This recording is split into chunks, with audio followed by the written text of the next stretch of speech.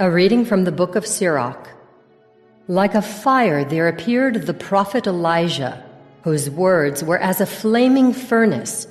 Their staff of bread he shattered, in his zeal he reduced them to straits. By the Lord's word he shut up the heavens, and 3 times brought down fire. How awesome are you, Elijah, in your wondrous deeds! Whose glory is equal to yours? You brought a dead man back to life from the netherworld by the will of the Lord. You sent kings down to destruction and easily broke their power into pieces. You brought down nobles from their beds of sickness. You heard threats at Sinai, at Horeb, avenging judgments. You anointed kings who should inflict vengeance, and a prophet as your successor. You were taken aloft in a whirlwind of fire, in a chariot with fiery horses. You were destined, it is written, in time to come to put an end to wrath before the day of the Lord, to turn back the hearts of fathers toward their sons, and to re-establish the tribes of Jacob. Blessed is he who shall have seen you, and who falls asleep in your friendship. For we live only in our life, but after death our name will not be such. O Elijah, enveloped in the whirlwind. Then Elisha, filled with the 2-fold portion of his spirit, wrought many marvels by his mere word.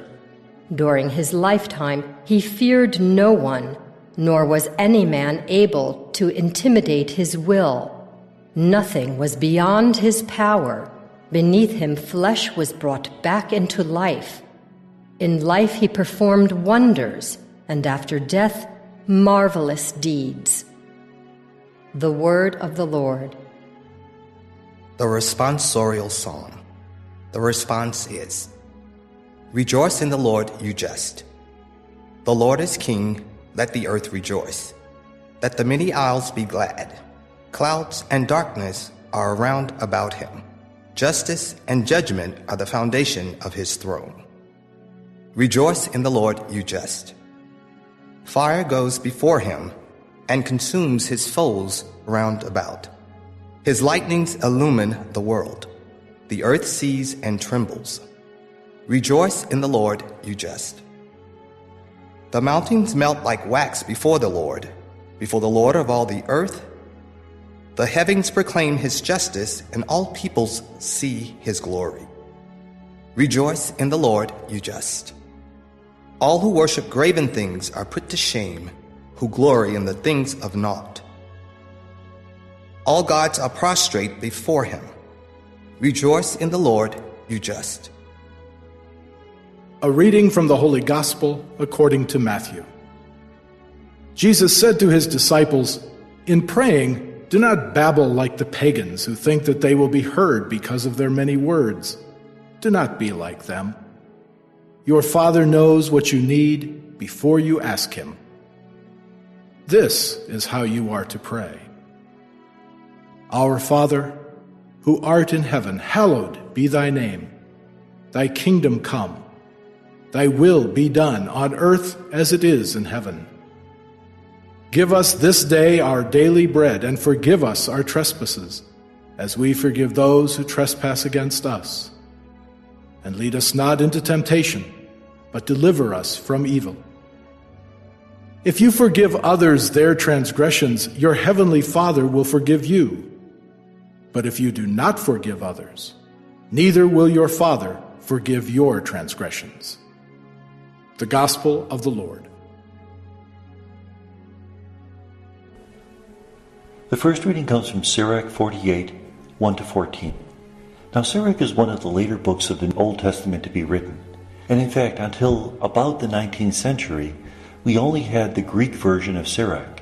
Sirach in its very introduction says that it was originally written in Hebrew and then translated into the Greek, but we never had an example of the Hebrew text until around 1900 when they were remodeling a synagogue in Cairo, and they found a secret room where the old texts were stored.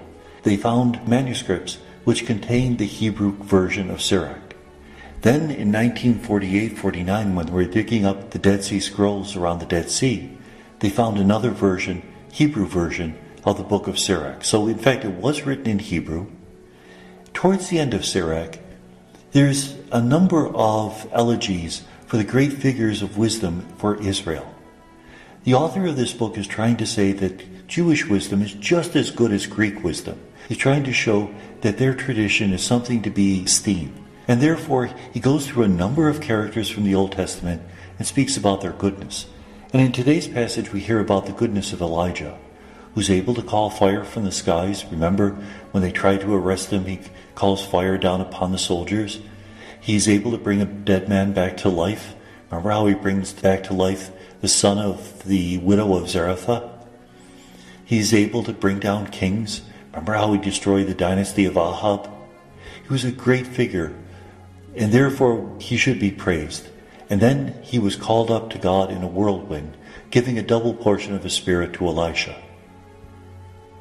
The Gospel is from Matthew 6, 7-15. This is the version of the Our Father found in Matthew's Gospel. Now it's also found in Luke, but in Luke it's just a loose series of proposals, whereas in Matthew it's a developed prayer. Luke probably gave us more or less what Jesus said, where Matthew gave us the prayer that was being used in Matthew's community when this Gospel was written. Jesus teaches the disciples how to pray, telling them that they shouldn't pray like the pagans. The pagans rattle on formulas that have no significance to their daily life. They're simply things that should be said or should be done, because this is the way that the gods insisted it be done. If they made a mistake in the wording, then they had to go back from the beginning and start from scratch. What does Matthew say? We should pray saying, Our Father. Notice, Jesus called Yahweh Father, but not just his Father, our Father.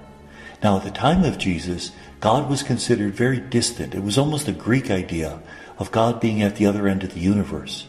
Jesus using a very intimate word like Abba shows that he is countercultural. He believes that he has a special relationship with God, and he's inviting us into that relationship. Hallowed be thy name.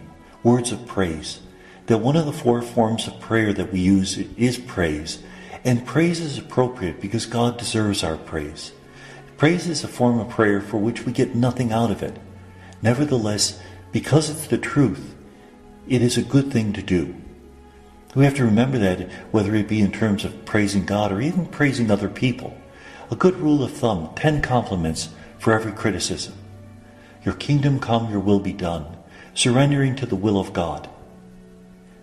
Give us this day our daily bread, physical bread, but also Eucharistic bread.